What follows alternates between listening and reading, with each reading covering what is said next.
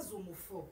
Trois mots qui se prononcent de la même manière, mais qui ne s'écrivent pas de la même manière, qui n'ont pas aussi la même signification. Je vais donner la différence de ces trois mots. Ça va? Sois attentive et puis tu me suis. On a foi, foi et foi.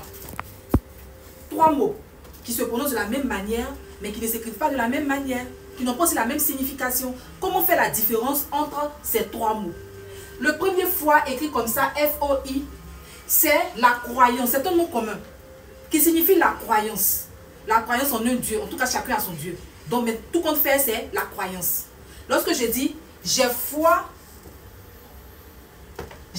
que mon projet aboutira. Ça sera ce foi. C'est-à-dire que je crois. Je crois. Donc, j'ai la foi. Ou bien, on va dire une autre phrase. Nous avons tous foi en Dieu. Nous croyons tous en Dieu. Voilà. Par contre, ce deuxième foi avec eux, lui, c'est aussi un nom commun. D'ailleurs, les trois fois, ce sont des noms communs. Voilà. Donc, lui aussi, c'est aussi un nom commun masculin qui désigne l'organe qui sécrète la bile et puis qui remplit de multiples fonctions dans le corps. C'est le foie, c'est l'organe qui est dans le corps là. C'est ça. Ce foie avec eux. Exemple. Aimez-vous le foie de veau? Voilà. Il s'agit ici de l'organe du corps. Par contre, ce troisième foie avec S à la fin, lui aussi c'est un nom commun féminin. Lui, il fait référence à un événement qui peut se renouveler. Un événement qui se répète. Exemple, quand on fait, je vais dire, la multiplication, le signe qu'on utilise c'est fois.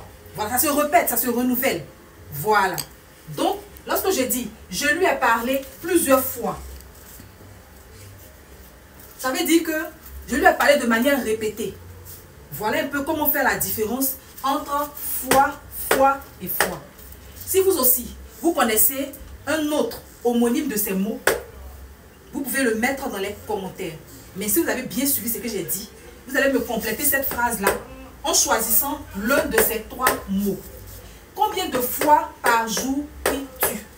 À vous de choisir l'un de ces trois mots. À vos commentaires, à vous claver, j'attends la réponse dans les commentaires.